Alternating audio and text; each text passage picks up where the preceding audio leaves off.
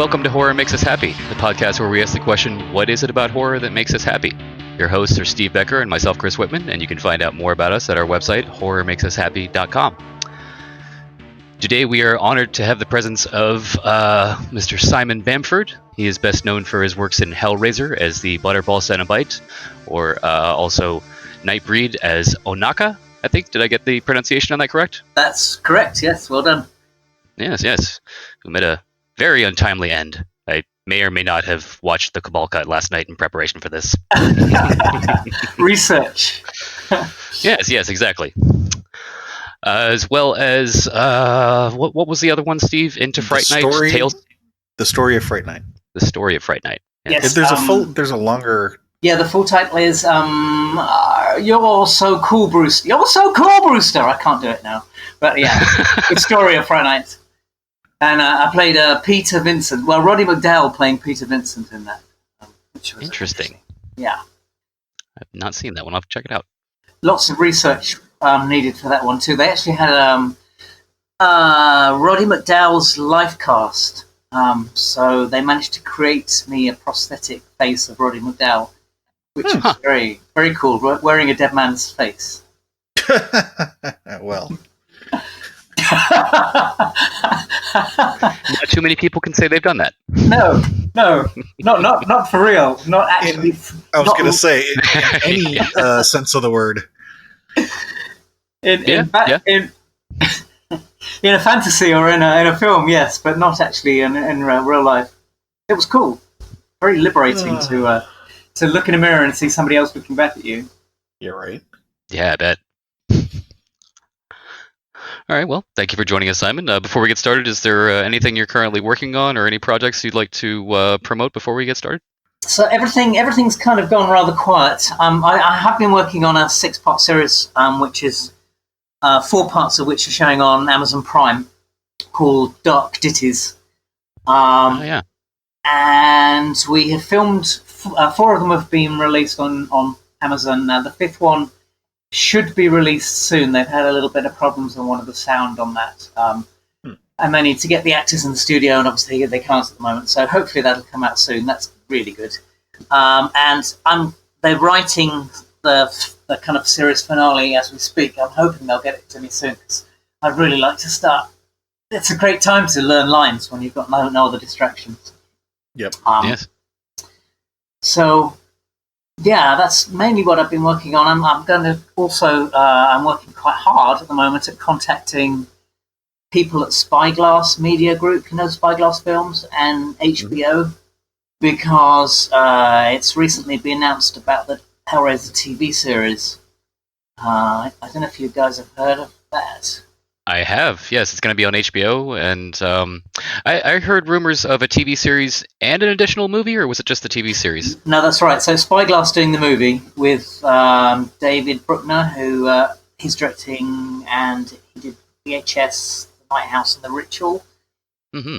And that one's being written by David S. Goyer, who did Dark City, Batman Begins. So a good vintage there, a good crew. And the HBO TV series is has got Mark Verheiden and Michael Dougherty writing. So they did Time Cop, Mask, Swamp Thing, Trick or Treat, Krampus. Can you tell I'm reading this? Superman Returns, Godzilla vs. Kong. I should make my reading voice far more interesting. And that has got David Gordon Green directing some of the episodes and also directing the pilot, I believe. And he produced the recent Halloween. Yes, that's right. He did Halloween and Halloween Kills, right? Yes, I haven't seen them. Have you seen the latest one? I've seen the latest one, not Halloween Kills, because that's not out yet. But right. I thought it was good. It's always very polarizing with re-emerging classics like that. But I thought the new Halloween was good. The ending was a little quickly wrapped up. I won't go into spoiler territory since you haven't seen it, but overall, I was impressed with it. I think it's going to be interesting. This TV series sounds like they're going to have a bit more respect for the Cenobites and their kind of mythology and their past, which is something that I think should have been explored more in the films. I think that the Cenobites got a little bit cheapened by Part 3. Yeah, they did. Part 3, they had a little bit of creative license with the Cenobites. Yeah, suddenly anybody could become a Cenobite. And that was such a shame, because before that they were these kind of mysterious creatures, and they'd come up from the seven circles of hell, and they had this mythology. You wanted to know more about them. And it sounds like that's kind of where they're going to go with the TV series. So good. Glad to sounds hear like a good direction. I assume Clive's got his hand in on those a little bit as well. Yes, I would hope so. I've told him that he's got to get me a part in them. At least a cameo. Yeah, exactly. Yeah. I mean, not to go down any kind of rabbit hole of discussing the history of the Hellraiser films, but from what I've heard from you just now about the film and not the series, it does sound like they're back on track, and this one's going to be a good one. Yeah, the Weinsteins have no longer got the rights, strangely enough, and I think Dimension Films would rather run it into the ground anyway. I did read somewhere that Doug Bradley had decided that he didn't want anything more to do with them. That I don't think that's the truth. As far as I know, and I'll meet him quite regularly, he didn't do the last two because he didn't like the scripts. He felt they were a bit rushed. So that was the reason he decided he didn't want to. But I think he's quite keen to do another one if it's done properly. And Spyglass sounds like they can have a decent budget and certainly a decent writing and directing. And so hopefully we'll get Doug back. I know Clive said that he thinks Doug should be involved. And most of the fans would like that, I think, too. Yeah, I'd say that's probably a viewpoint that's shared by most of the fan base. Yeah. So, yes, so that's kind of what I'm working on at the moment. All right, yeah, a bit of a long tangent there, but, a lot of things to catch up on. Yeah. Continuing on with the thing here. Before we get started, a little information for you and the listeners. Here are your trigger warnings. We're going to be discussing things about horror movies, which could involve anything from murder, rape, suicide, child abuse. There will be F-bombs, S-bombs, and C-bombs. All the bombs. So if you're not prepared for that, please take care of yourself and come back. Otherwise, listen to us say all the colorful words like fuck, shit, cunt, and piss. Will there be Jaeger bombs? I don't have any. I think I do have Jaeger, but I'm fresh out of Red Bull. Also, I'm not really a fan of Jaeger bombs, so no. It was just the first thing that came to mind. Go ahead. Yeah, right. Continue. All kinds of bombs. So, in this interview, we'll be asking 3 sets of questions, going from childhood to teenage years to adulthood, to find out what it is about horror that you like. The idea is that we interview enough people we might find some interesting common themes, but also might find some unexpected ones, which could also be interesting. We'll be coming at the questions from multiple angles because this sometimes triggers memories you hadn't thought of. Like I was saying earlier, if you didn't think of something in childhood, when you get to the adolescent phase, you'll be like, oh yeah, there was actually this crazy dream that I had about flies or whatever. So makes for an interesting process. The fly. Thank you very much. Yeah. I did have the fly. Well, I was mainly talking about how I think I saw on the news lately that a lot of people have been having weird nightmares of swarms and things for understandable reasons lately. Anyway, all that being said, this is not meant to be a therapy session at all. It's just a fun conversation / podcast. So if there are any questions you don't feel like answering, just say pass and we'll move on. Okay, I am lying naked on the couch. That was the instruction. Well, yes, of course. That's one of the prerequisites. In fact, it's not a pretty sight. It's good because there's no video on this. I mean, it's already a not safe for work conversation to begin with, but that would definitely take it added to another level.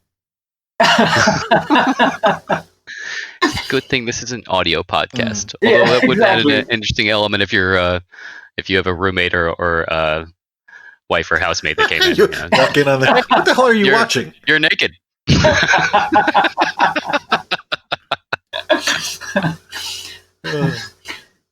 That takes me to my other lockdown thing that I'm doing, lockdown eating. Oh. So, yeah. Yes. I wasn't sure where there was going for a moment. Just remember, never cook bacon naked. It is not the safest thing. Ouch. Yeah, it takes ages to get that bacon fat out of the pubes. God, does it ever? I don't know if I should comment on the smell or the taste. It's enhanced. Yeah. Bacon can be salty. That was your mind, not mine. Oh, Lord. It's quickly becoming one of my favorite sessions. So we move from that into childhood. Yes. From pubes to childhood. Perfect segue. Great. So other than bacon pubes, what are some of your earliest memories in childhood of things horror related? Either horrific that's either scared you or anything that intrigued or enlightened you or things that you were inspired by? Movies, stories, whatever. My kind of strongest memory, I grew up in a little village in England, so it was kind of small community. And I do remember that the local newsagents had like a top shelf. Do you have that over there? Mm-hmm. With all the kind of the girly magazines were on the top shelf, and all the other kids in the village would be trying to kind of get a look at Penthouse or the girly magazines, and I'd be trying to get hold of Fangoria because that I don't know how I'd seen it, and it was a mixture actually of not just of loving the horror, but loving the. We used to get Mad magazine as well. Remember Mad magazine? Mm-hmm. So over here, everything American in the 70s, 60s, 70s was very exciting and exotic and different. And kind of Fangoria and the kind of adverts in the back of there and in Mad magazine. The one that comes to mind was X-Ray Specs. Mm-hmm. They had these ridiculous products that didn't work. But I was desperate to get a copy of X-Ray Specs, which probably says a lot about me, actually. They were supposed to remove the clothing, wasn't there? I think I did get one of them. Well, they were terrible. I did get a pair in the end. But you'd send off, you'd have to go and change the money into dollars and then or get a postal order and send it off, and it would take months for whatever you ordered to come back from America.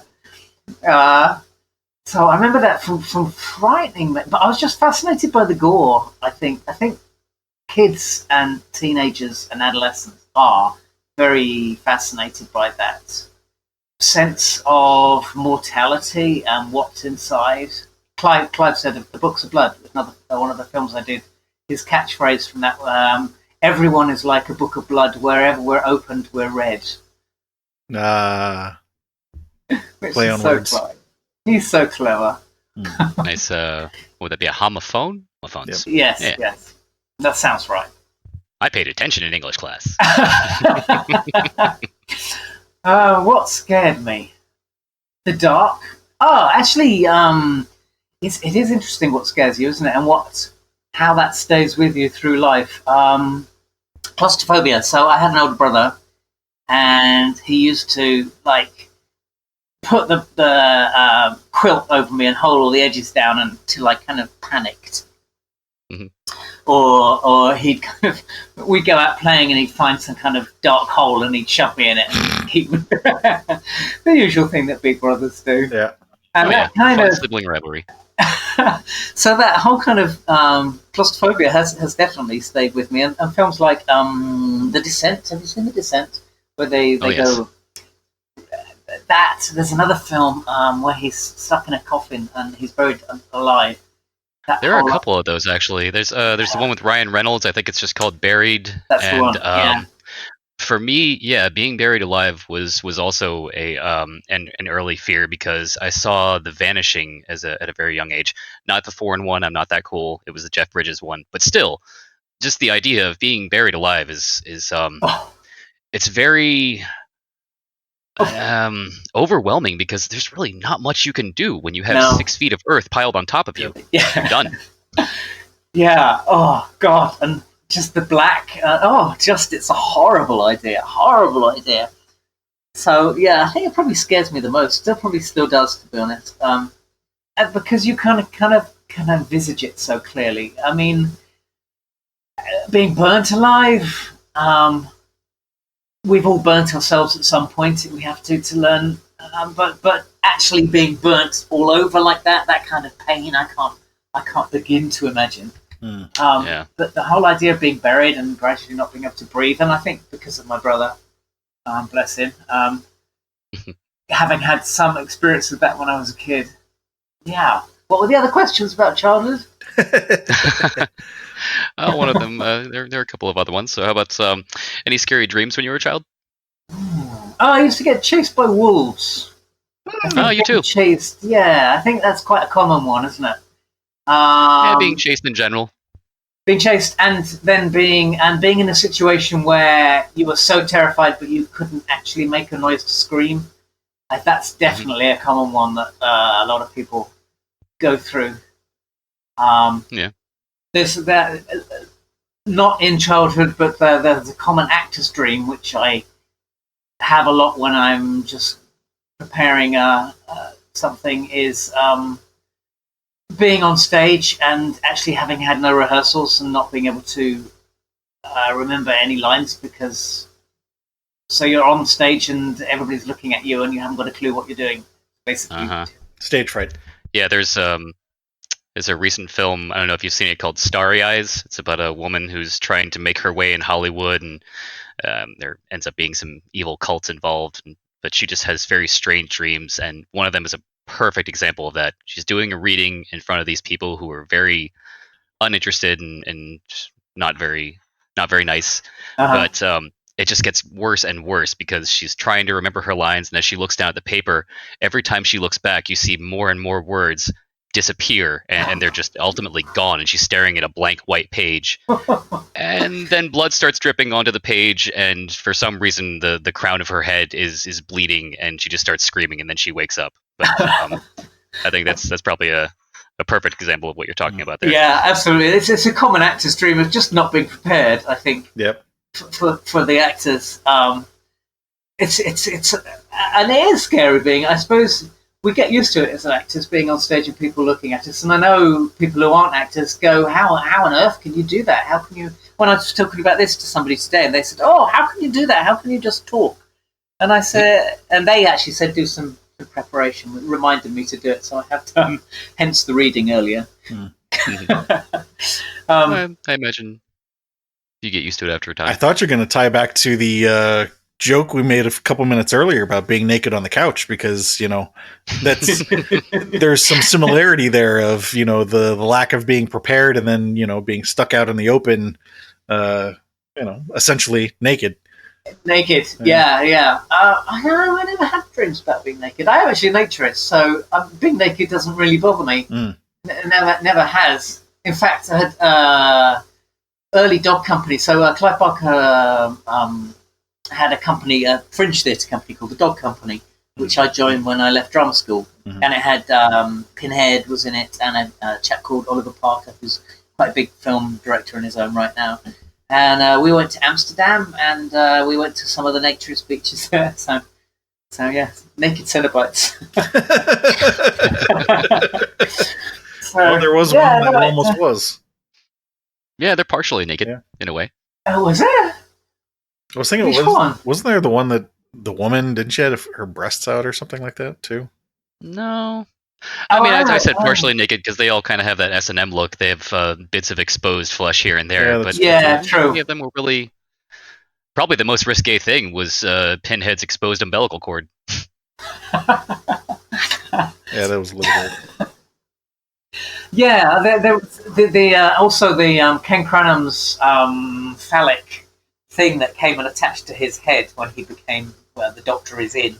Ah, yes, that one. Yeah. So, and there are lots of phalluses in Clive's work, and I don't know what's the female version of a phallus. Yannick, I think. Is it that too? Then. Yes. So, yeah, sexually. Yeah, there's a lot of that. It's unavoidable when you deal with body horror. Yeah. Yeah, and Clive Barker, to be honest. Yes. So let's go back to media for a minute. You mentioned Fangoria and Man Magazine when you were a kid. Was there anything else, movies or stories or authors that were impactful to you as a child? So horror-wise, in those days it was the Hammer horror. Right. So, and in its day, so it was all the black and white, the Boris Karloffs and the Peter Cushing, Vincent Price, all of those were kind of the current state in the 60s and 70s, as I remember it. Mm-hmm. And yeah, they were terrifying as a child. Doctor Who was terrifying as a child when I was growing up. The Daleks were terrifying. The Cybermen were terrifying. It's difficult. I mean, films. I was a bit of a wuss. So early childhood, Mary Poppins was one of the one of my favourite. I was obsessed with Mary Poppins, and I think it was the idea that you could escape from reality into kind of a colour-saturated alternative dimension where only kind of fun thing happens. Okay. So, Escape, yeah. Something more. And then when I got older, then there was a big thing of the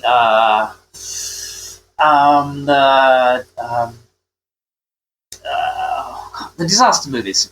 So in the 70s, there was this whole batch of disaster movies. right?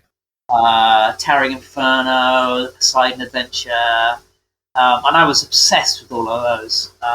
They were 70s.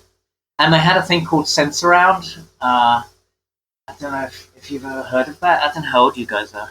40s, roughly. But, yeah, 40s. Did you ever hear of Sensurround? Yeah, so it was invented by Earthquake, the people who did Earthquake, and it was basically a really deep bass sound that you couldn't really hear, but you could feel. Got it. And they created these speakers that they'd have to send to the cinemas that were using Sensurround. It was a gimmick. And to be honest, it didn't really work.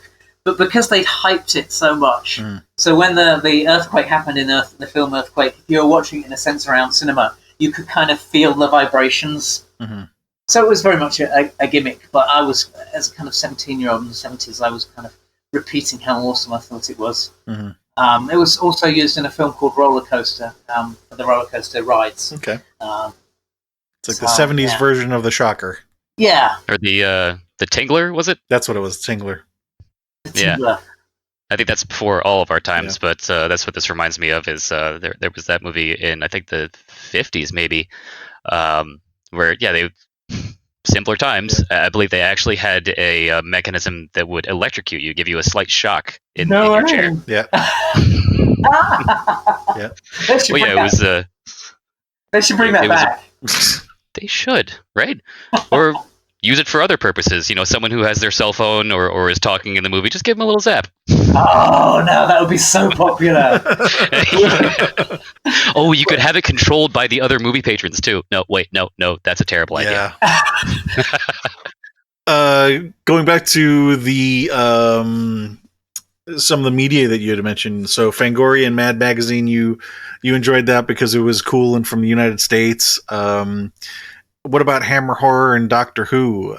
You mentioned that those things were kind of creepy to you. Were you enjoying those at the time, or was it just? I think all kids like to get a kind of thrill, don't they? It's that thrill of riding a roller coaster or doing something you shouldn't, or even being on a swing or on a high slide, knowing that you're safe, but you're going to get the adrenaline rushing, and we all need it. It's the kind of fight or flight training that kids go through, and I think watching a horror film can do that. And it doesn't happen to me very often anymore, but that wonderful thing of watching a horror film and being so scared that you don't want to switch the lights, that you have to go and switch all the lights on in the house, and you're really annoyed that you've watched it on your own in an empty house and there's nobody there. But I never get that scared anymore. I live in the middle of the country, with miles from anywhere or anybody, so I should probably be far more scared. But I'm not, I don't think. Yeah, like the joke says, if you're ever feeling down and feeling alone, just watch a horror movie, and then when it's done, you'll feel like there's somebody in the house. You'll feel better by comparison. Yeah. No, you'll feel like there's somebody in the house with you. Okay, that one took me a second, but I get it now. I used to have to check under beds, and actually that's something I used to do as a kid. I always used to have to check under the bed. Well, yeah, with the fear of the dark and the fear of claustrophobia, it's kind of that the fear of the unknown or the unseen. Just that little whisper in the back of your mind that, your rational mind knows there's nothing under the bed, but there's that little part of you that says, what if there is? I have to check. Yeah, and especially as a kid. I don't know why that is as a kid. I used to have to check behind the curtains because I used to think, I suppose that there might have been a draft in the house and the curtains moved slightly and I'd be frightened there'd be somebody behind them. And I used to have to check in the wardrobes to check there was nobody in there. And quite often too frightened to actually open the door, but knowing that if I didn't check that I wouldn't be able to sleep. Common, I think. I grew up in the northern part of the United States, and we had central heat and air. And when the heat would kick on, the difference in air temperature or air pressure in the different rooms would cause the doors to slightly move in or out based on the air pressure. And as a kid, I mean, you don't know how to explain that. You don't even connect that with the fact that the air came on. You're just laying in bed. What, you weren't a physics major at age 8? Right, exactly. So, you're laying in bed and you know that everybody's, in their beds asleep. So why is your door moving? It must be a monster. The bogeyman. Yeah. Mm-hmm. All right. So did you have any group of friends who enjoyed, horror with you, or was it just like, it didn't play any particular special role in your life at that point? It was just one of the things that, one of many. I think having an older brother, so they're obviously going to be ahead of you in the game. So he would have been watching it first, and then I would have wanted to watch it, and so his friends would have found it funny watching me watching it, getting absolutely terrified. And they could then be cooler because they weren't so terrified. I never thought about that aspect of it. I've got an older sibling as well, and there's always that aspect of them teasing you, but I never thought of it being empowering too. Like if they have any kind of fear, well, at least I'm not as afraid of him. It's him, right? Yeah, and it's the only time that they really want to be with you is that they can be laughing at you or teasing you or causing you pain, because otherwise you're just rather embarrassing as a younger sibling. Yeah. Mm-hmm. I can relate. How much older was your brother? 4 years. Okay, yep, same here. Older sister, 3.5 years. Yeah, there's an interesting dynamic to that when you're a child, because you almost get like a jump start ahead of all your other friends on certain things taboo or things that are not safe for kids, because you always have that older sibling that's like, hey, you want to check out this thing that you're not supposed to see? Yeah, that's right. I don't know how that would work these days, because everything is so accessible. It must be very, very different. Everything's on the internet. Yeah, everything's there. It's probably still just as scary, and I know. There's a lot of protections to try and protect kids and keep their innocence, which is so important. Yeah. Oh yes. But it was a kind of seeping into growing up, was that little seeping of little snippets of horror and snippets of sex and stuff. When I was growing up, but I now it's I don't know how it works for them.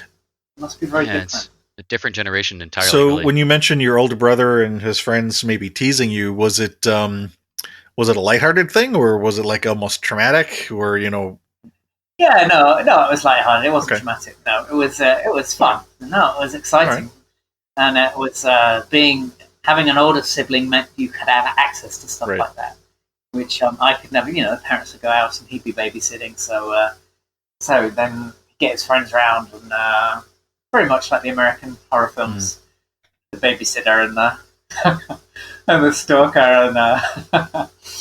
I mean, I seem to remember quite often he'd be just as frightened as I was. There you go. It's a bonding experience. Exactly. Yeah, exactly. So he enjoyed. Did he enjoy horror specifically, or was it again just one of the things of many? I think one of the kind of growing up things back in the day.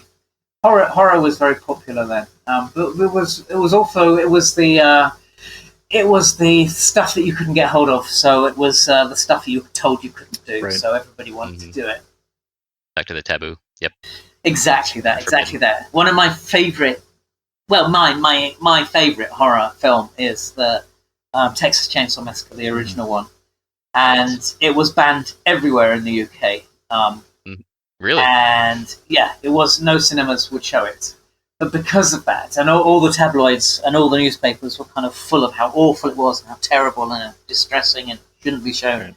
But certain cinema clubs, if you're a member, you could go to those and you could watch films which didn't have a rating. And that's where I'm not as a kid, but that's where I got to see it, and it terrified the life out of me. I thought it was a wonderful film. It was so ahead of its time. The fact that there wasn't reality TV of any kind then, and then the fact the beginning. It said this is a true story, and then the way it was filmed felt like it was a documentary, and you kept thinking, "Is the actual real?"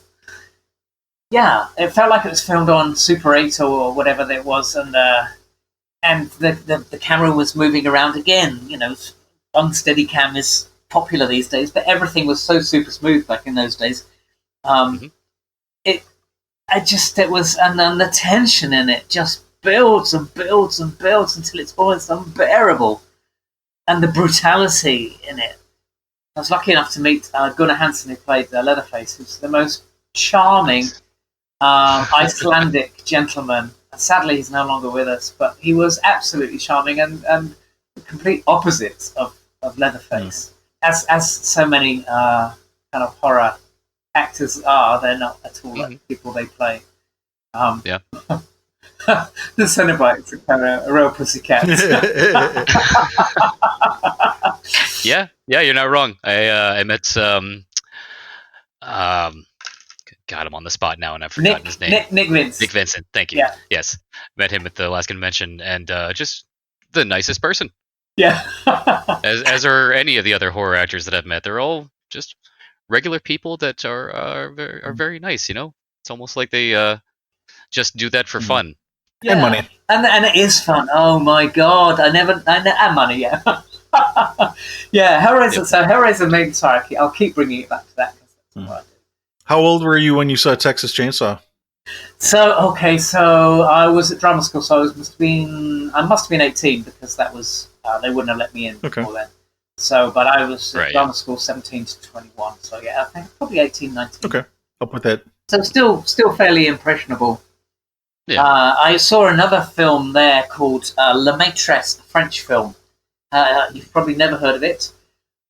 It was about a sadomasochist maîtresse in France. So I can't think of the right phrase. So a lady you go to, a dominatrix. There we go. Okay. And it was a fiction, but they actually used real clients of this dominatrix in France. So some of the things that were happening in this film were actually real. Yeah. And one thing that once seen, never forgotten, was seeing a man's foreskin nailed to a piece of wood. Oh my god!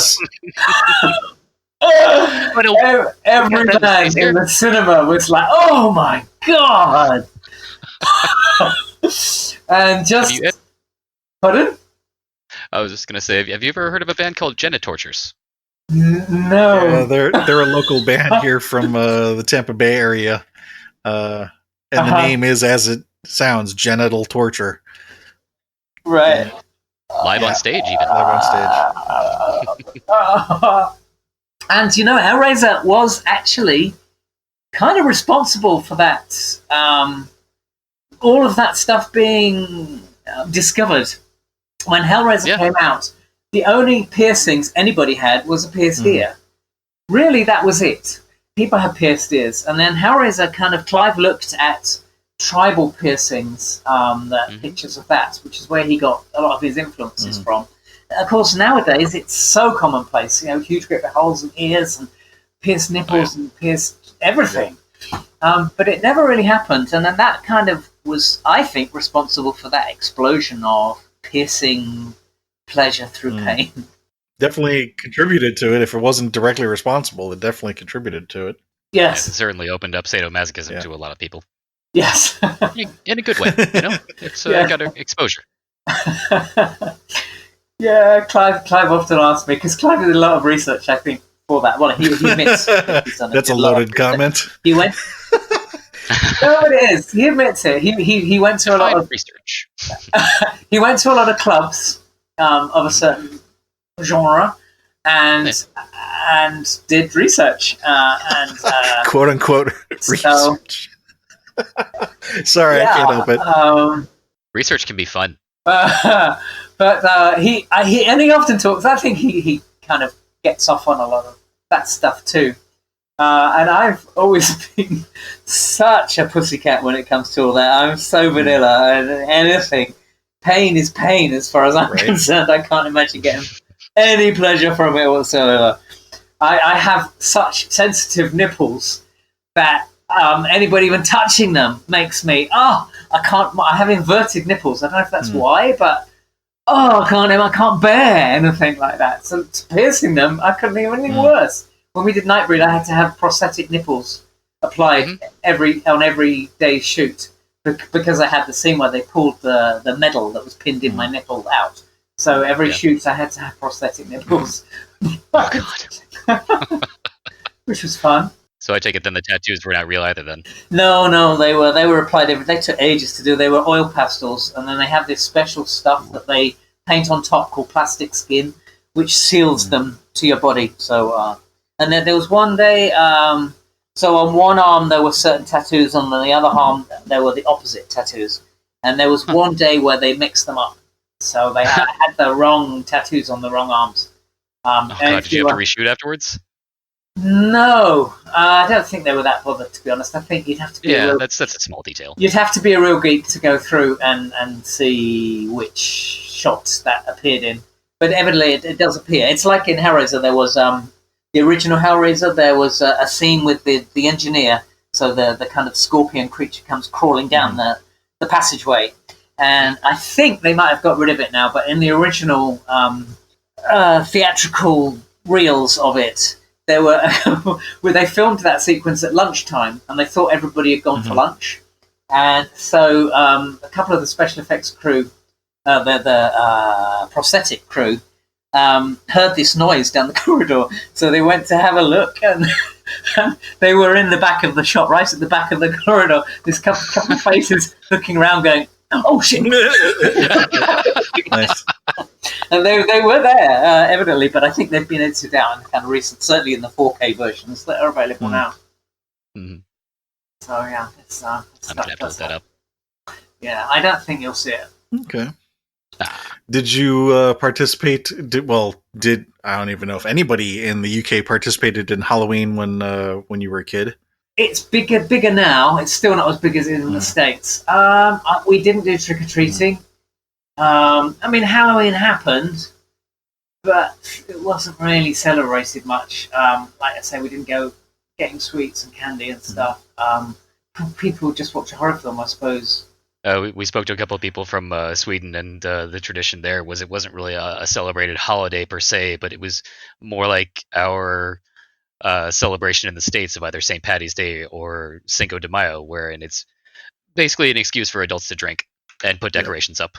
Yeah, yeah. I don't think it was even. We were told it was All Hallows. It was more of like a pagan. Right. We were told it was a pagan religious festival, All Hallows Eve, and it was more of a kind of religious festival. So it was kind of seen as that, but kind of dark side of it. Well, it was a combination of things, because then the next day was All Saints Day. Mm-hmm. All right, okay. It's getting more commercial now, but I don't think it'll ever get quite as big as it does in the States, which is a shame. Because it breaks up, and by not having it here, we get the tedious. I mean, Christmas starts in late September. Well, I mean, it's two things, because in the U.S. we've got Halloween, but we also have Thanksgiving, which is towards the end of November. So there you go. You see, you're just very wise on that. Whereas we don't have Thanksgiving, we don't have Halloween from late September, early October. The shops are full of Christmas, imagine, and all we get is like here in the U.S., like we complain, it's a big thing that people love to complain that the stores will start playing Christmas music before Thanksgiving, and it's like at least give us until after Thanksgiving before you start that crap. it pretty much starts right after Halloween, like the beginning of. But still, he's saying but September. God, to start Yeah. in September. Yeah. It's No. I know, it's shocking. It's shocking, and then as soon as Christmas has finished, all the Easter stuff comes out and the Easter eggs, and Gotta capitalize, yeah, you know? we need to celebrate Halloween more, and I'm sure we will because anywhere there's commercial gain, it will start getting plugged more and more. But you have some cool stuff over there. We don't. A lot of the stuff they sell in supermarkets for Halloween here is really tacky and really cheap. To be fair, so is a lot of stuff here. Yeah. I say even your tacky cheap stuff over there is better quality than it is over here. I can't even say made in Taiwan or made in China anymore because the stuff coming out there is quite good. Again, you see, that shows my age. That they're made in Taiwan and made in China in the 70s was a kind of sign of stuff not Yeah, that was very kind well. of a... So apologies to any listeners from those countries. Things have changed now. Yes, and yes, fine. I'd love to go there. But I love travel. Traveling, I think, is a fantastic way of learning and growing, and I can't get enough of it. I was very lucky to work with a company called Richmond Productions, and they did dinner theatre all over the world. So we were sponsored by British Airways, and we'd fly business class all over the world, stay in these really beautiful hotels, and then do dinner theatre in the evenings, and then fly off to the next venue. That was an almost. There are worse places to make a living. That sounds wonderful. Yeah, definitely. And that lovely story, I must tell you about that. So it would be dinner theatre basically for expats and people that obviously could understand English. So we were doing a production of a show called The Complete Works of William Shakespeare Abridged. I don't know if you've heard of it. I was going to say the name's almost like an oxymoron. The Complete Abridged. Yeah, right? Complete and abridged. It's these three guys who think they know everything about Shakespeare, decide they're going to put on a play with every Shakespeare play alluded to or in it. And actually, as you go through, you realise that they don't really know much about Shakespeare. They're just kind of making it up as they go along. So that's the premise of it. But it's very kind of madcap, the stuff that they do. For example, in Act 2, they decide they're going to do the whole of Hamlet. And but obviously they realise they haven't got anybody to play Ophelia. So my character has been learning to play a woman. So he's playing Ophelia. But they realise they haven't got enough characters to do Hamlet, so they drag one of the poor woman out of the audience to play Hamlet. And my character's really pissed off about this because he's been studying Ophelia. So he's really rude to this poor cast, this poor woman that's come out of the audience, calling her a bimbo and all sorts of things. And so we were playing this in... And so they do Hamlet in 20 minutes, and then they thought, we could do it faster, so they do it in 5 minutes. Then they do the whole of Hamlet in 30 seconds. And then their piece de resistance, they do Hamlet backwards, which was the most difficult thing I've ever done in my life.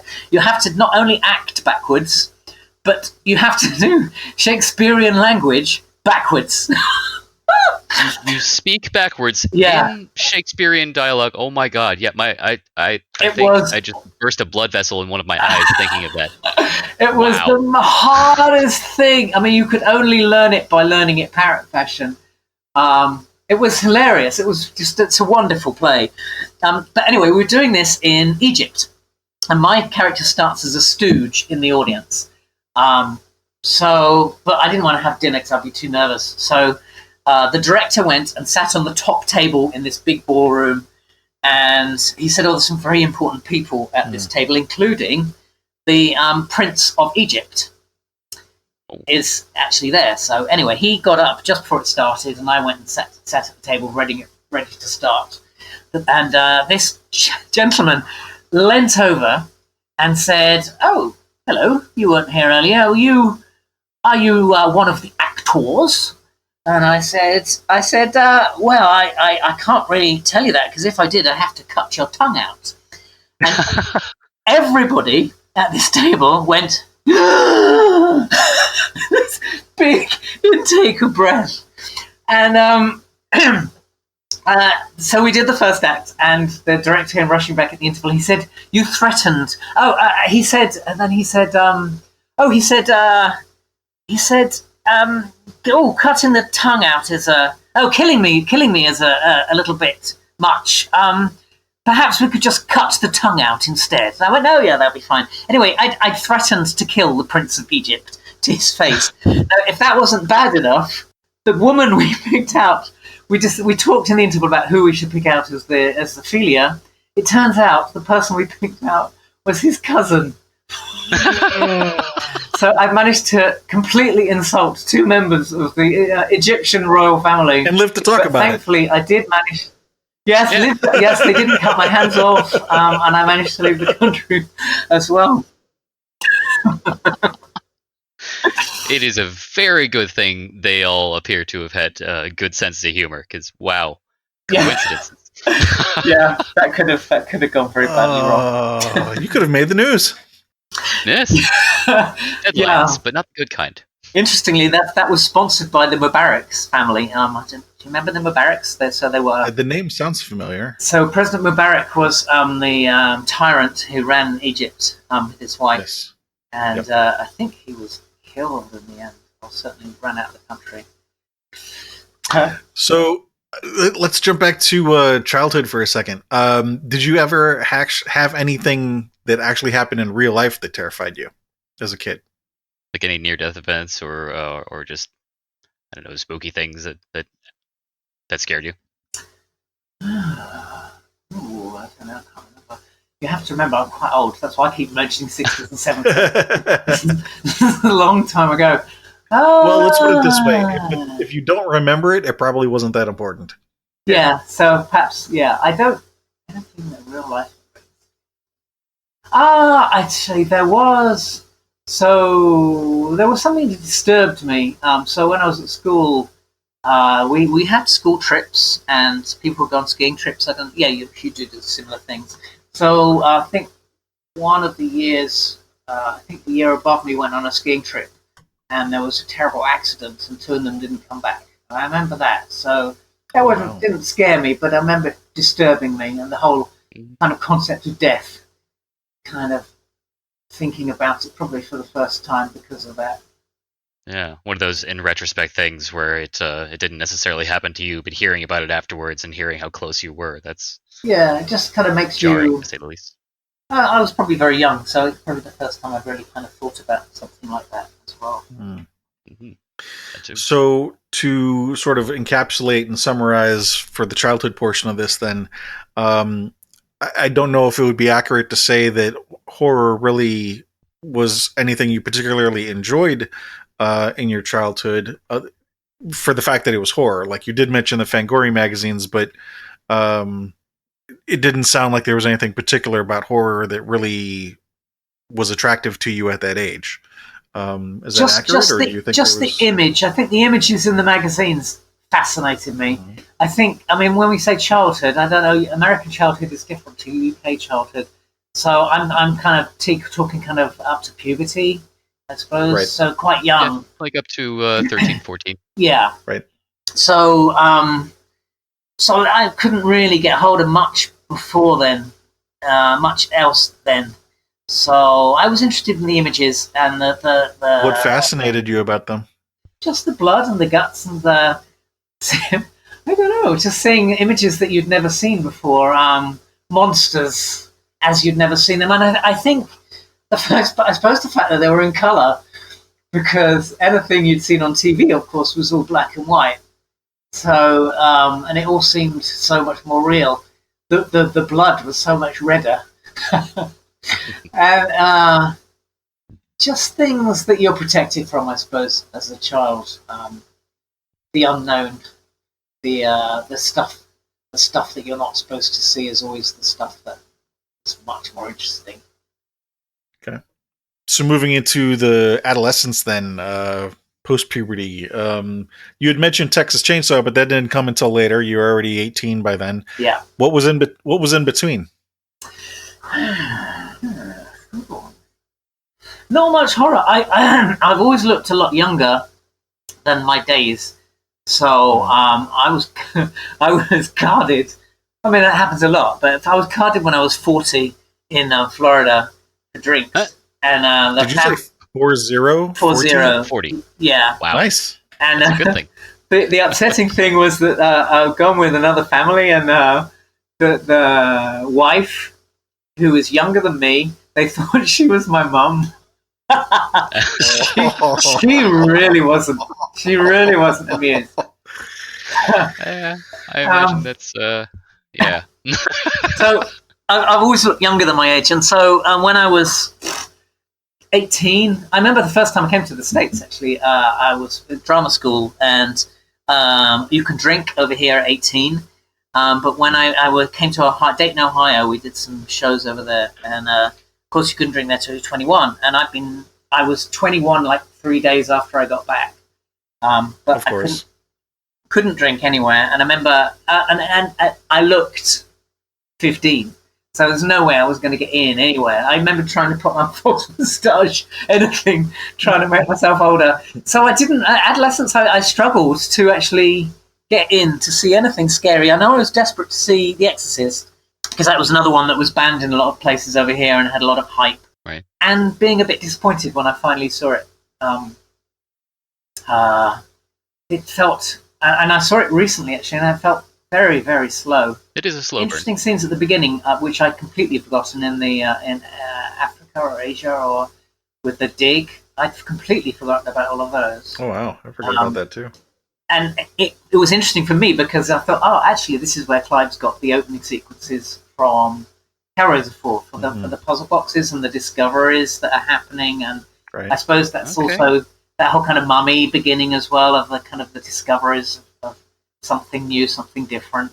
I never really thought of the similarities, but you're right. They do have that kind of archaeological or another foreign country aspect to them. And if you watch the opening of Exorcist and the opening of Hellraiser, they're quite interesting how close they are in the way they're filmed and the characters that happen. As I remember it, definitely influenced by The Exorcist, which I'm sure Clive will admit to. Nice. All right. And not every question is going to apply to you personally. That's fine. We just have the list because you never know what's going to apply to whom.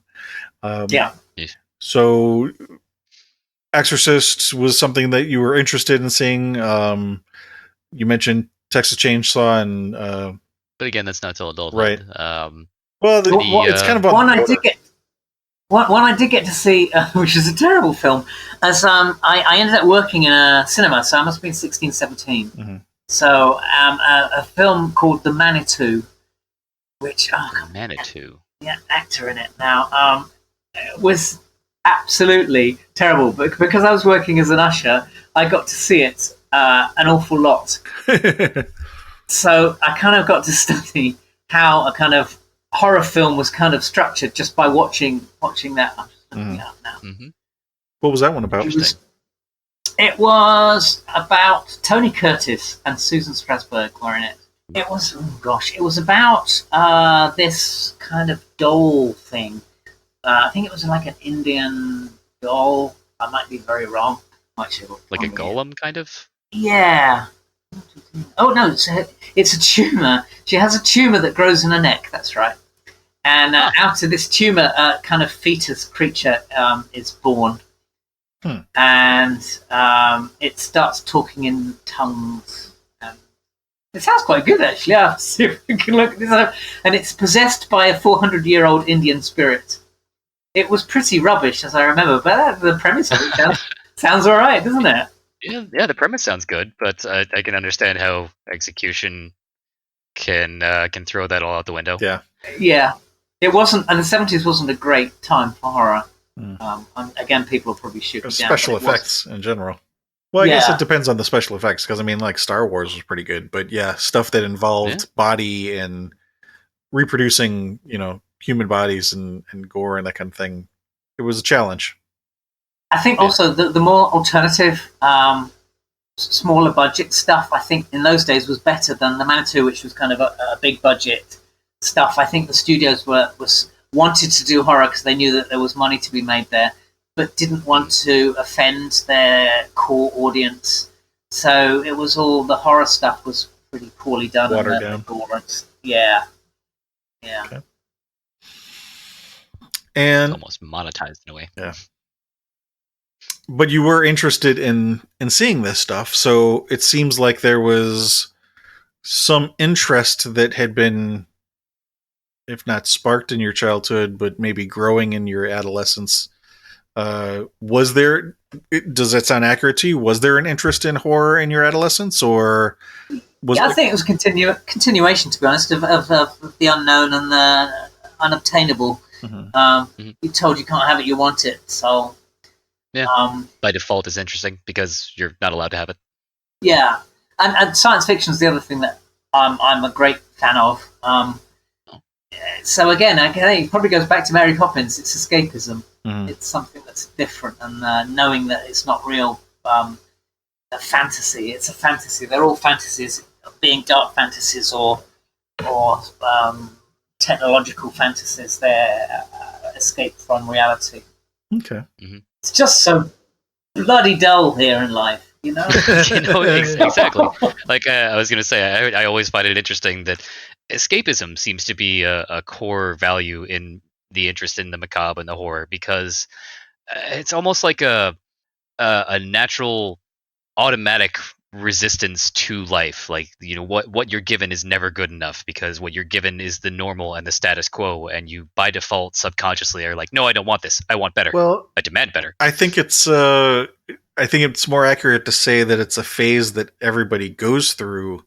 How can I say that? It doesn't matter what you're given. There's a point in your life where you want something different. Yes. Exactly. You know, in childhood development, there are sort of two general phases. The first phase is where you're identifying with your parents and your family, and you identify yourself as being a part of this unit.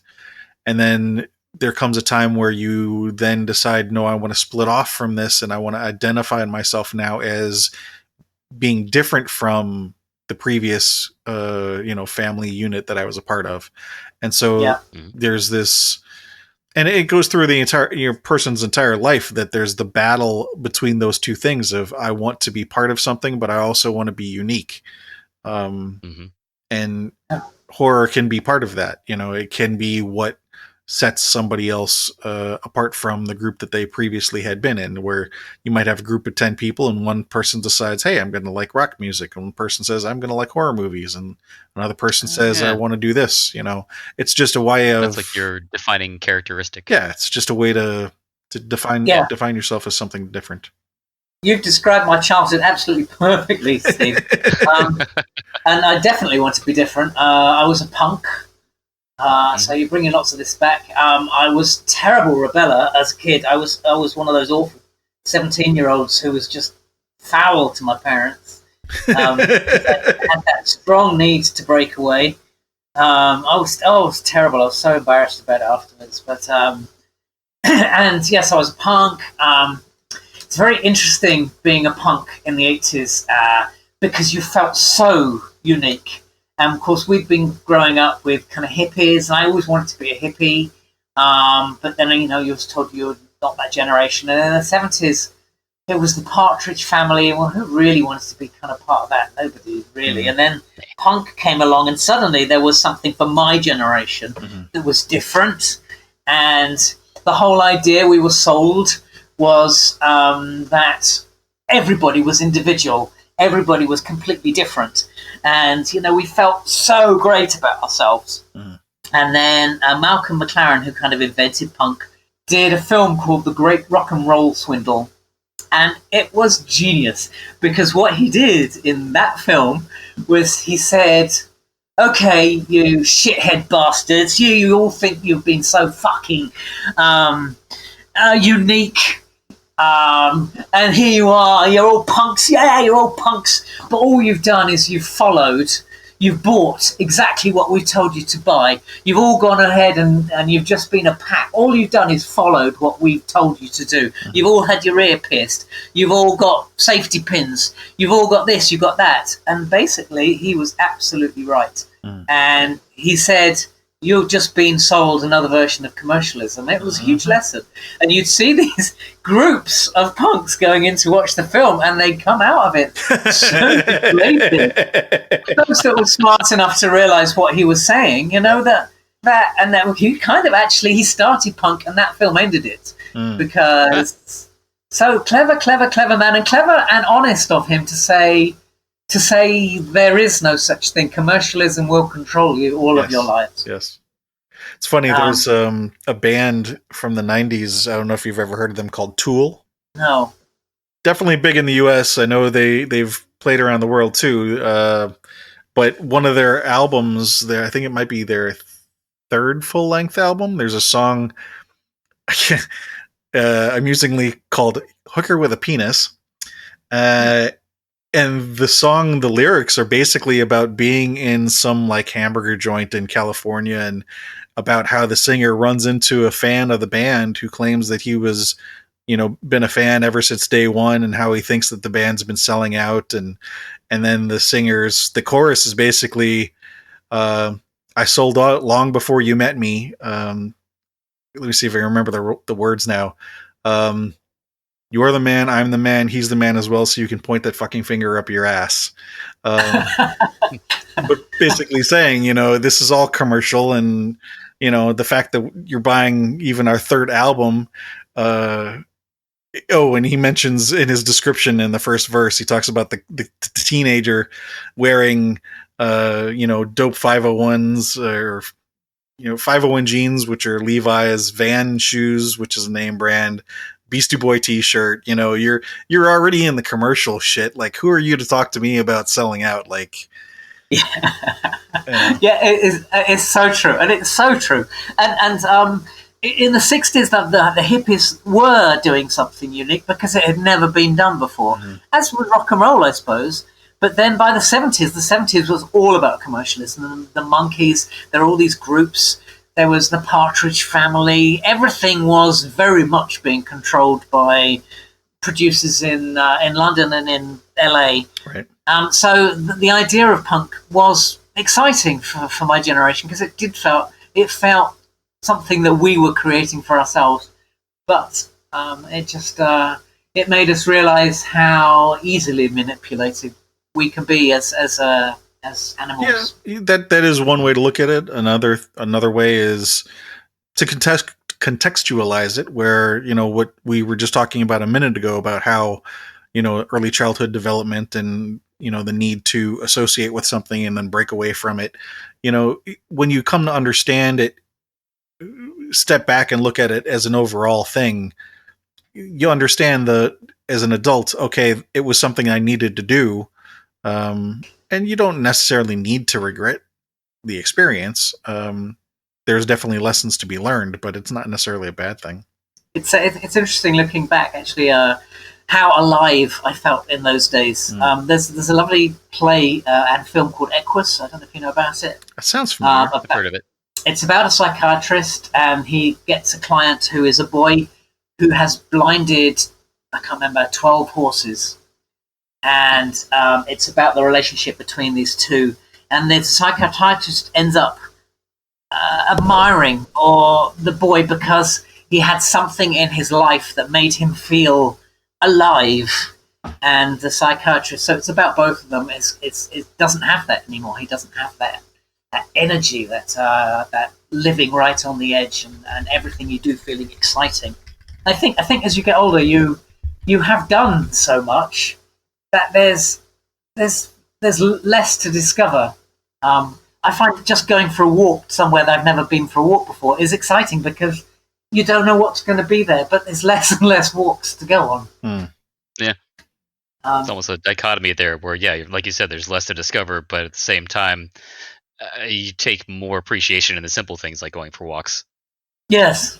And you've got a kind of wealth of stuff as well. Of course, you have behind you of experience, which is lovely, and I wouldn't give that up for the world. But I don't know. I'm 59 next month. Wow. And you start to you start to notice, the four of us, the four Cenobites, we all talk about getting old and we always start with our ailment talk, like old people do. We have to get that out of the way.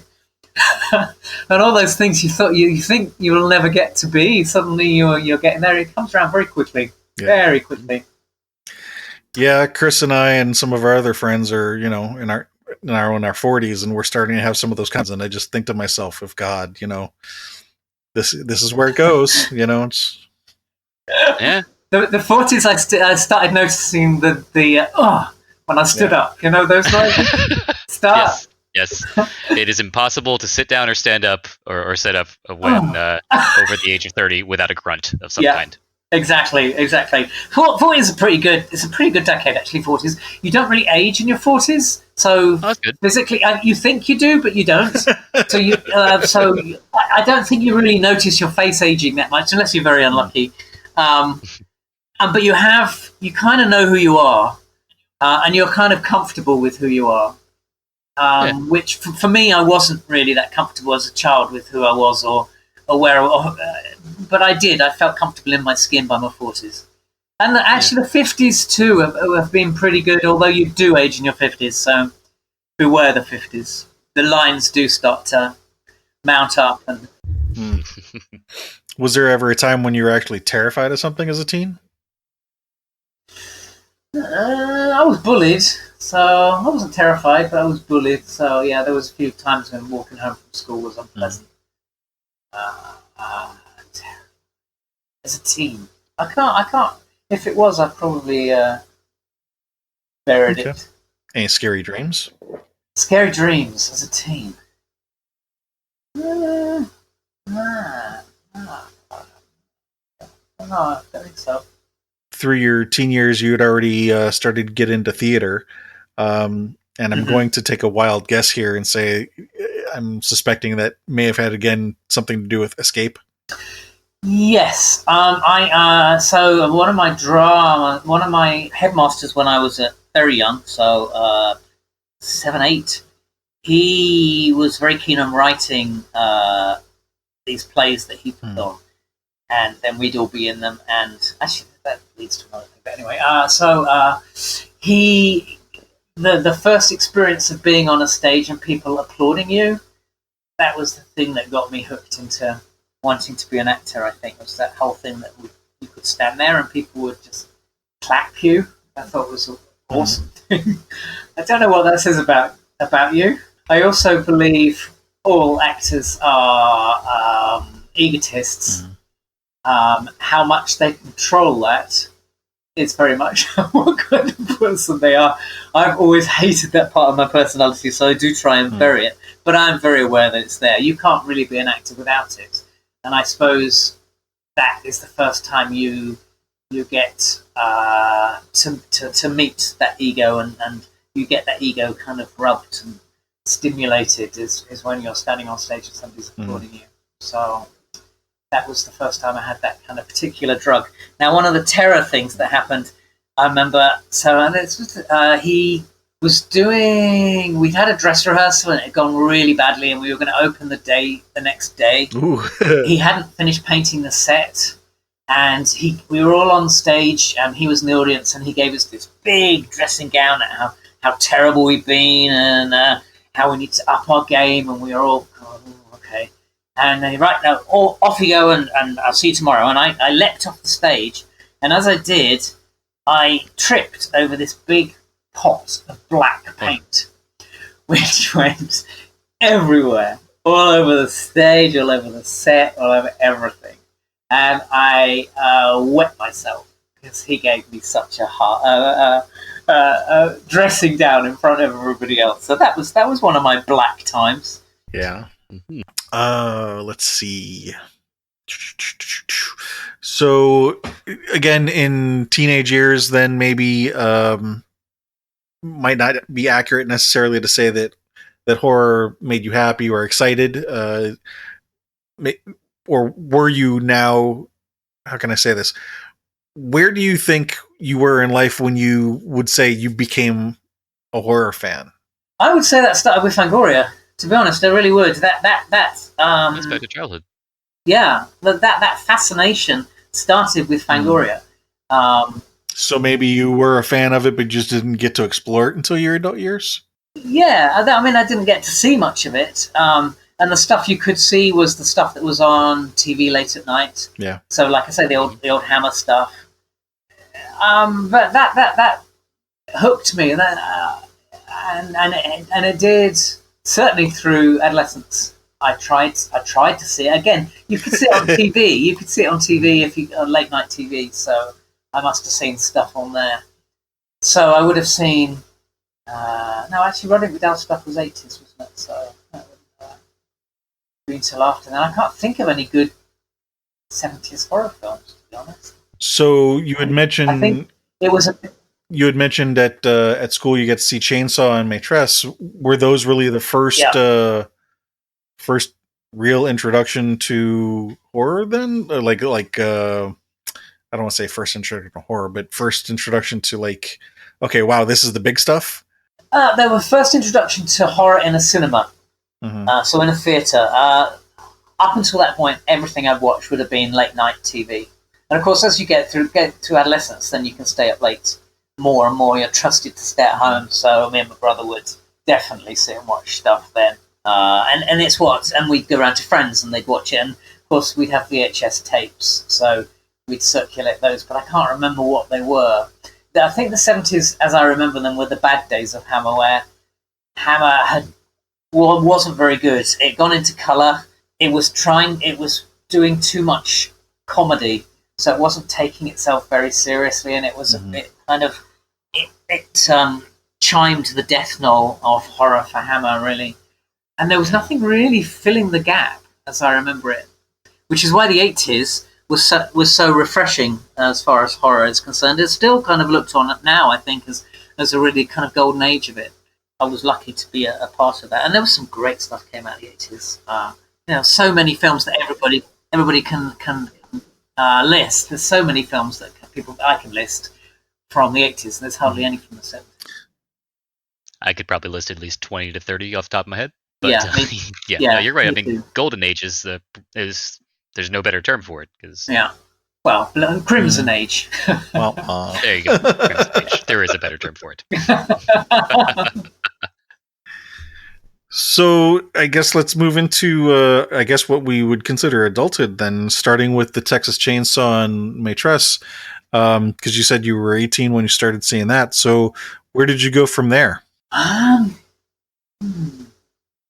Where did I go from there? Well, from there, I was working with Clive kind of then. So we were doing a lot of kind of, he'd written kind of horror theatre.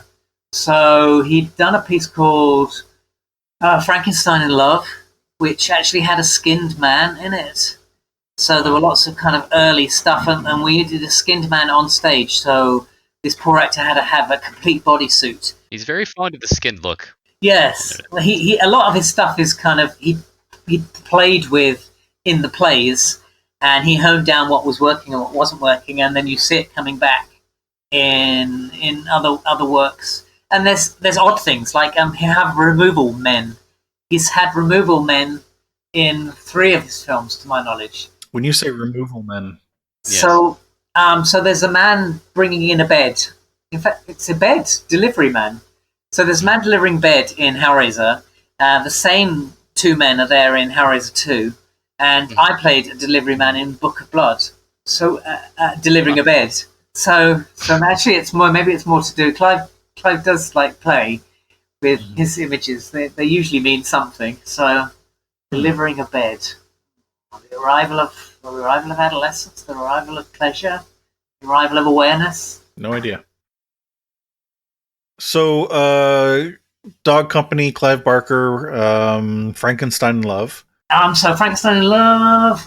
We did some other. The History of the Devil was another one he wrote. Ooh, yeah, we toured all over, so we were doing those. Then I went away and did a load of. I didn't go. The kind of, as far as horror was concerned, I was more trying to get my career up and running, so I was more concentrating on just acting, and I was quite successful for the first 3 years. I kind of worked constantly, so I probably didn't see much because as an actor you don't get the chance to go and see much. I I was always took it seriously, and I wouldn't. I mean, actors when they're doing theatre, they don't. They sit around all day waiting for that one performance in the evening. But you have to be so kind of focused and at the top of your game for that 2 hours in the evening that you're kind of terrified. I was always terrified of burning myself out during the day, and it's a quandary for actors. And you could go to the cinema in the afternoon, but I wouldn't want to because you want to be focused on what's coming up.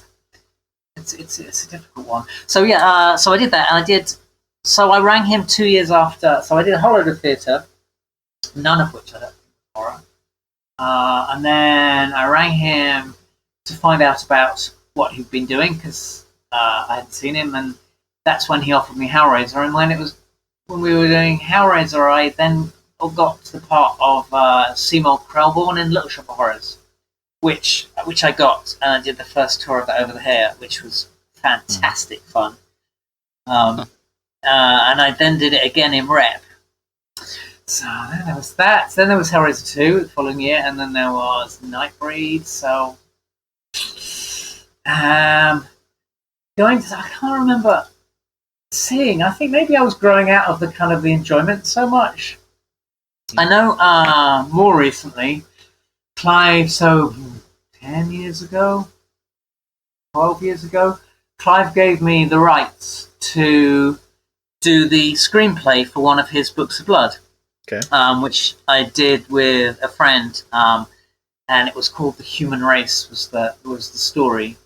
I can't remember why I started the story now. Oh, yeah. And we both realised that we were actually quite out of date with horror and the genre, and so we had a period of sitting down watching horror films just to see where it had got to, what was acceptable, and we were both quite shocked at I can't think of the films now, but what's the Hostel, so that whole kind of torture porn stuff. Torture porn, yeah. Oh my god, this is quite brutal. I'm not sure I want to watch this. More recently, I really liked, although most people poo-pooed it, A Cabin in the Woods. I thought the opening sequence in that I thought was genius. Oh yeah, with the office scene with nothing much really happening and quite jolly music, and then suddenly smash cut. I don't know if it's the same in the cinema yet. That cut happens and everybody screamed and then just laughed because nothing really had happened. They were just blatantly using a jump moment trick, and it worked. And it works beautifully. And I love the way it was a homage to so many different other horror films. So I like that. What's the one? The name of the rubbish. The name of the film is an old song. Give Chris some details. He's really good with movies. So it's a really well-known old song, and it's a horror film. And so they're in the middle of nowhere. The scenario is quite. I think they break down. There's a car. Jeepers Creepers. Oh, okay, yeah. So I saw that. I quite enjoyed that. And actually, going back to that scenario, of course, we missed out Rocky Horror Show. Ah, yeah. That was a good thing that came out of my adolescence. And I went to see the original production of that in London, and didn't like it. Funnily enough, I didn't really get it. I couldn't understand why people were getting so excited about it. It's more of a cult classic thing. I'm curious. I completely get it now. Do they do the same thing over there as they do here in the States, where it's a completely interactive experience and you have callbacks and there's all these catchphrases? Yeah, rice and Kit Kats and they do now. They didn't then. That kind of evolved. So certainly back in the day, they didn't do that then. But they had the ushers were dressed up as the characters, and they were coming around. And they was set in this really old cinema that was falling a bit up to bits. So. And they didn't dress it up, so they made it look like an old cinema as well. Nice. It was. I don't know why I didn't like it at the time. I love it now, and I've seen some fantastic stage versions of it with perversions. I said there's Freudian flip. Exactly. with laser shows and stuff. No, Mm-hmm. it's fun. That's kind of that was certainly part of my horror growing up. Was Okay. Rocky Horror Show. So it's kind of interesting because it seems like through your experience with Clive that like, so you had this interest, maybe I don't know if fascination is too strong of a word, but this very strong interest in the horror. You didn't really get to experience it much in the childhood or adolescence years, and then in your adult years, just right there at the start, you get exposed to Texas Chainsaw and La Maîtresse, but then you basically jump right into performing it by being in Hellraiser. So you're living it instead of being exposed to it as an audience member. You jumped in the deep end, if that makes sense. Yeah, it was like a dream come true to find yourself. Because when he said that, I mean, Clive had done some very like almost studenty films. So when he asked me to be in it, I thought, oh, it's just going to be something small. It's not going to be big. And I think we all did. The budget was tiny for it, and but when we went to Pinewood Studios to have the prosthetics done, you thought, okay, this is more professional than perhaps we were thinking. And then we got on set, and you saw the proper cameras and the proper lighting, and starting to get the feeling that this is real. To end up, a couple of times I've been on the front cover of Fangoria, and the first time I just I thought I'd made it. You know, I thought if that little boy trying to get those magazines from the top shelf knew that one day he would be on the front cover of this magazine, he would have been so excited. And it's those little moments that you think, yeah, this is really good. I'm really pleased about this. And it was really exciting being on a proper horror set. Although it was also kind of a bit of a be careful what you wish for, because for Nick and I, it was also quite a horrendous experience. Strangely enough, going back to claustrophobia fear, because the reality double for latex us, and prosthetics. Yeah, I mean, 2 inches thick foam latex with no eye holes, ear holes, nose holes, so blind, deaf, and dumb because I had teeth. So it was incredibly claustrophobic, and I always say it was like that moment where you go to the dentist and they start to do the work, and you think, just bear with it, it will be over. You've just got to go through it, because if you say stop, you're just going to have to go through it all again, and you have to come back, have that injection, so just bear it, just deal with it. And I was having to do that. And in Hellraiser, we were super glued into the masks, so once we were in them sometimes 12 hours a day, and it was just, it's sensory deprivation. Yeah, it's horrible not being able to see, that whole blindness thing, and not really being able to hear, that whole, to not be able to hear and not be able to see, it's like being buried alive, albeit in a mask. And it did get to me. I had a few little breakdowns, and when they asked me to do Hellraiser 2, I did have to think seriously about whether I would want to do that again. And actually, funnily enough, I thought that just this week when I was writing to these guys at HBO, thinking, could you really cope with that again? And I think, think of the money. Yes. Think of the money. Think of those, all the audience sitting there applauding you. So all goes back to all those pleasure things. And that was one of the things that kept me going. Actually, was I'm on a film set. I'm doing something that I really wanted to do. And if you suddenly tear this off, they'll just get somebody else. So that motivation. Deal with it. I mean, you could always just pull a Robert Englund at the end of the day. Yeah, but at least he could see. True. There is that. So I'm guessing at this point, when you're already jumping in and being an actor involved in these things, there probably was no fear at this point. It was probably all excitement, other than the fear that you mentioned of being claustrophobic. Yeah, one of the fears, it's not fear, but a terror I had was on Nightbreed. We were in quite early, and then we worked all day, and I think we'd been doing like 2 or 3 days like that. And I live quite a long way from Pinewood Studios, so I'd have like a 2-hour drive at the beginning and the end of the day, and then like a 12, 14-hour day. And on the very last day of that, they said, right, you're broken, we're not needed until next week, so go home, get some rest. So I drove home, and my friends were working in theatre, so I didn't go home. I went to the theatre and caught them at the end of their production, and we had some drinks in the bar, and we had a good old evening, and then I got the weekend off. Finally rolled into the house about 1 o'clock in the morning to see the blink on the answering machine. Mm-hmm. And we've changed the schedule. Can you be in at 6 tomorrow morning? So I was like, oh no. Anyway, so quickly kind of got everything together, went to bed, and overslept. Oh. And so that was a tear. Waking up, and Nightbreed for its time was quite a big budget film. So, and having to make that phone call to say, okay, I'm supposed to be there now, but I actually just woken up.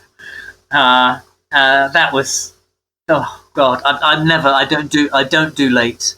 Actors on the whole don't do late. It's drummed into you at drama school that I suppose if you can't let somebody down, you have to be there on time when to walk on stage. You can't leave them floundering. So being late is just an absolute no-no. And the drive, that was a terrifying drive to get to the studio and then going cap in hand going, I'm so sorry. Yeah. For me, that was terrifying. Yeah, I can somewhat relate. I mean, it's not as important as a film production, a project like that, but I have definitely had that moment where I wake up from late evening, half an hour after I'm supposed to be at work, and it's interesting to drive to work and realize that I think I'm still drunk. Yeah, probably shouldn't be driving right now. Yeah. But so the fear that you mentioned about or this terror, being late for work, it was. I'm gonna say this. It's work related, not related to your appreciation of the content of the films and things like that. It's it's letting people down. I've always been a great worrier, and one of the big things. I don't know if worrying is genetic, but it certainly seems to run in my family. You can see it, and I can see it in my nieces and nephews that they worry too much. Maybe everybody worries, I don't know, to different extents, but we worry too much. And the whole thing of letting people down and what will people think of you, it's that kind of worry, It's a shame. Actually, the subject matter of any of the horror films aren't really horrific to make. Maybe if you're working with certain directors, they are. But I understand. I haven't had all the directors I work with have been really good and friendly. But you laugh more than anything else because you're in this ridiculously hyper-dramatic, ridiculous situation, and you're looking at another actor, and you're just being super serious, and if they start to go, if any of you start to go, it's so hard to hold it together. Yeah, oh my God. And I'm a terrible corpser. Terrible. Corpser? What do you mean? Yeah, corpsing is when you laugh, is when you I've start never giggling. heard it said that way before.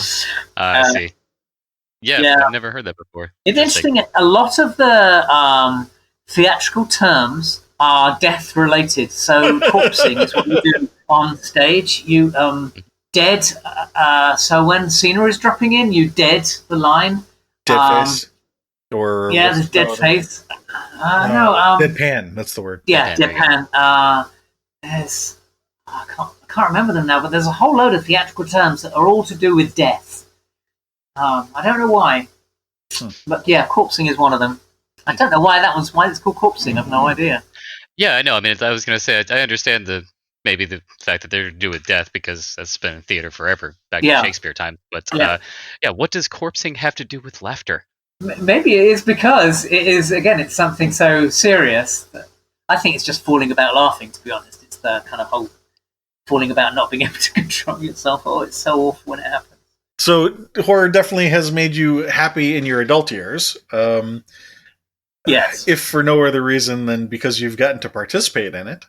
But also because it harkens back to your childhood that, as you said, if you had known at the time that you would wind up being on the cover of Fangoria, you'd have been a very happy child. Yeah. Mhm. And another example of that was the cinema that I ushered in, where I saw the Manitou, is now a convention center, and I ended up going back as a Hellraiser guest at a convention. Huh. And again, I thought, if the 17-year-old knew that he would end up not only being on the screen, but kind of coming back to the same cinema, and he would be really chuffed. It's nice that those things can happen, and it's very lucky. It's all luck. But so at this point in the adult years, though, so your enjoyment of it has an additional context to it, in that there's some career success associated with it, and the applause and the ego that goes with the work that you do. So it's not just the fascination of the horror genre as a fan. It's being able to be on both sides. So it's being able to still be a fan and still but be in it, and then go and see the finished product, which always looks so completely different to how I've imagined the film. All of the films have ended up differently to the way they play out in my head when you've read the script.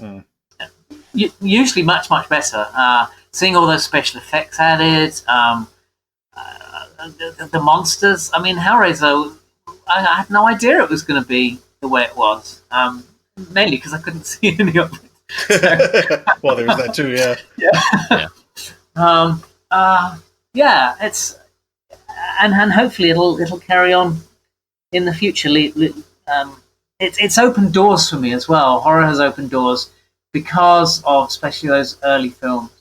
Okay, so we've got some social aspect, because not just the work you're getting, but the friends that you've made along the way, coworkers and things like that. Yeah.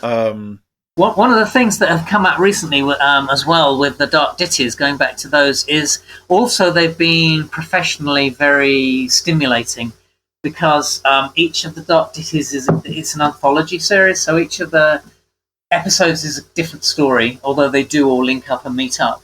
But I get to play a different character in each of the films. Because I had worked with this company and they had played... I played the Roddy McDowall, Peter Vincent character. He kind of narrates the documentary, so they had given me pages and pages and pages of dialogue to learn as a kind of monologue. With lots of... It was so hard to learn that, but they knew I could do it. So the next film in the Dark Ditties was this 85-year-old woman trapped in a house by the spirit of her dead husband who abused her. And it's kind of done as a monologue to camera, so there are other characters that come in, but the main part of the story is her talking to the camera. And they asked me to play this 85-year-old woman. So that was an amazing challenge that you would never be asked to do anywhere else or in any other genre, I don't think.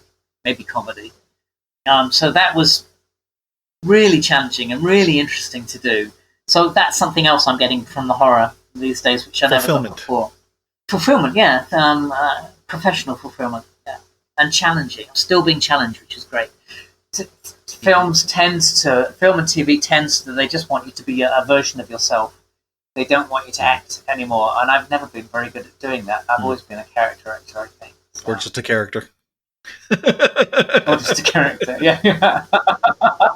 We're all characters in some way, shape, or form. Well, yeah, exactly. So here's a question, and I'm not just asking about horror, but just in general. And I'm not asking which one is your favorite. Just what movie have you watched more times than any other? There was one. I watched Earthquake a lot because I loved it, but I don't think it was that one. I think it might have been Mary Poppins. I think it might have gone way back to that. Which is kind of shocking, really. Why? It was something. It was something of that ilk. The recent one was terrible. If you haven't seen it, don't go. No, I have not. I haven't seen it. Don't go. Just keep the fresh memory. The innocence of childhood. Yes, it would have been Mary Poppins. Okay. I was quite obsessed with it as a child. So of the things of the horror that you have seen as an adult now, as a as a consumer, if you will. Do you see any common threads about what kinds of horror that you like cannibalism or occult or metaphysical or body horror, or is there a common thread?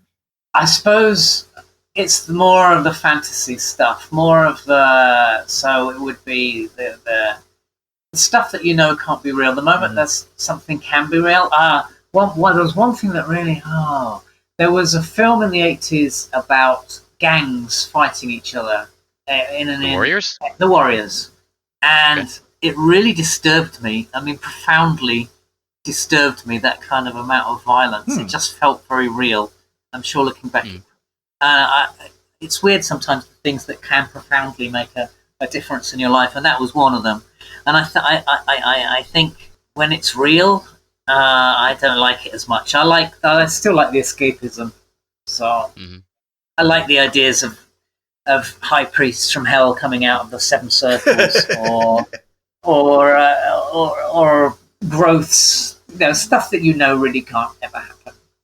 Yeah, like the otherworldly or things that are not so much paranormal but fantastical. Yeah, things that Aliens would be up amongst my top horror films. Because it's got science fiction and horror, so it's, for me, that's kind of total win-win. Plus, Alien was such a brilliant film with an amazing cast. I love Sigourney Weaver, John Hurt, obviously, just amazing effects, fantastic creatures. I auditioned actually for Alien 3, I think.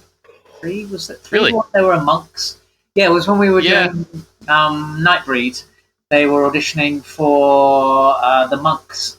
And they were filming it in London, and I had a shaved. In Rome, right? They wanted everybody had to have shaved heads, and I had a shaved head because of but I looked a bit too innocent. That youthful look strikes again. Yeah. It's funny you should say that though, because when you mentioned the whole stress and fear of having to go back on set after you had just had a heavy night of drinking and thought you had wrapped. I don't know why, but the first thing that popped into my head was that scene in Alien 3 with, what is Charles Dance's character's name? Dr. Clemens, I want to say.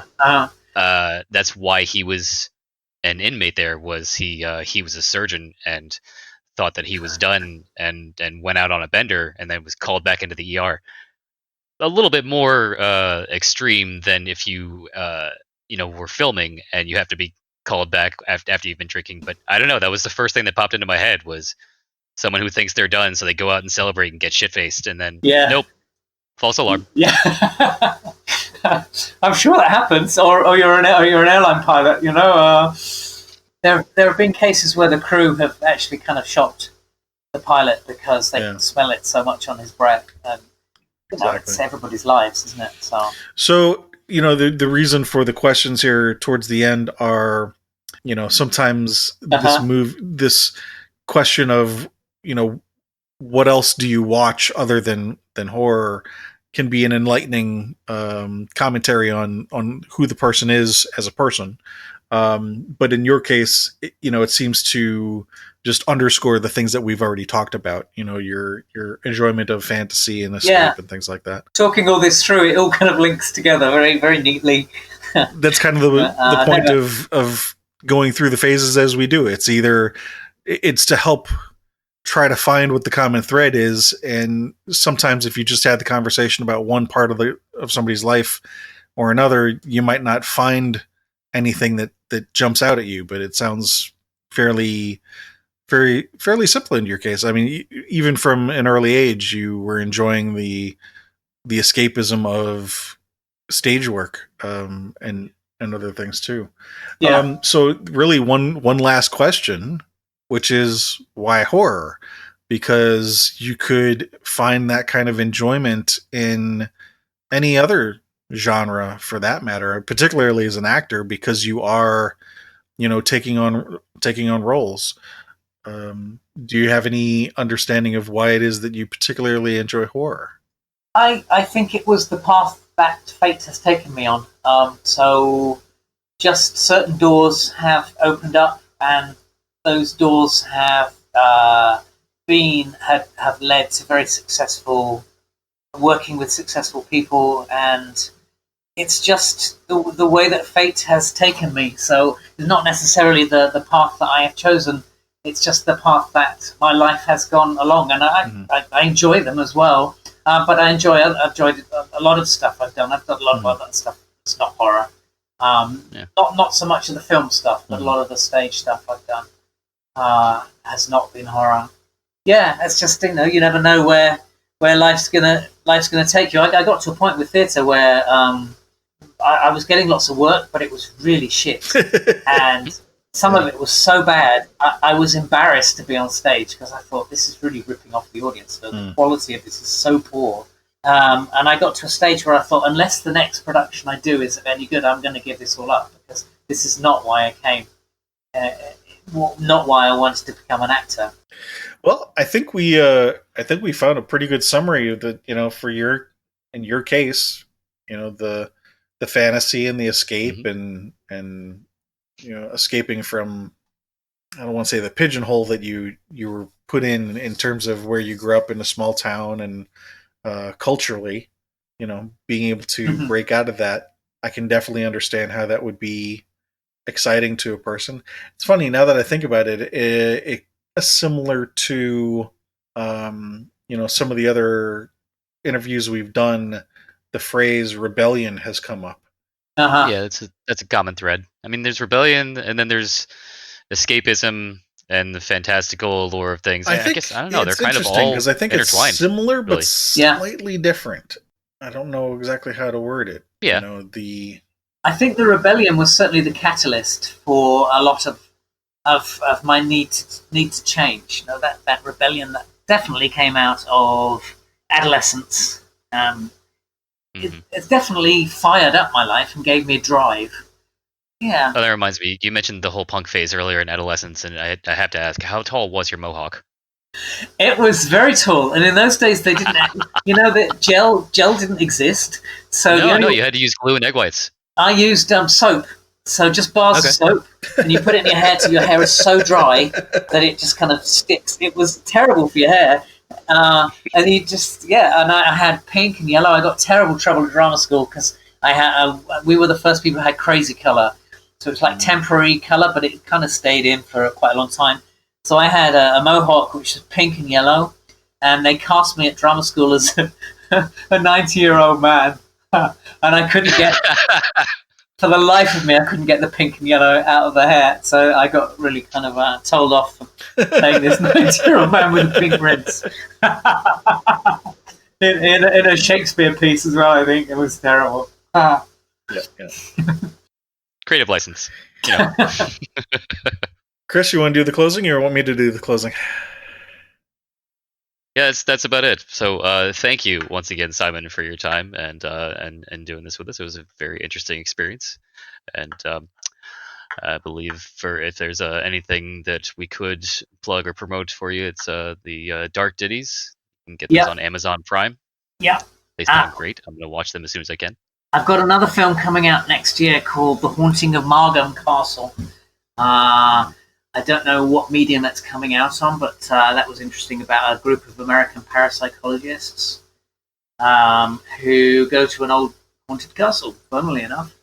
And I only got a small part in that, but yeah, that's coming up next year. That'll be released, so that's finished filming. And another film called You Are My Sunshine, which is going to be released next year as well. So, but I don't know what mediums they'll be on. So they're the only. Dark Ditties would be my main one, because especially over in the States, you can actually access them. They are sadly only on Amazon Prime in UK and the USA. So if you are listening, to this somewhere else, I'm ever so sorry, but they're not there. There are ways. You can't see it, but I'm wringing my hands maliciously. Curling his mustache. Yeah, I might. Yeah, that too. And I'm sorry. One more time. What was the name of the film with the castle? The Haunting of Margam Castle. Okay. Yeah, I'll have to check that out.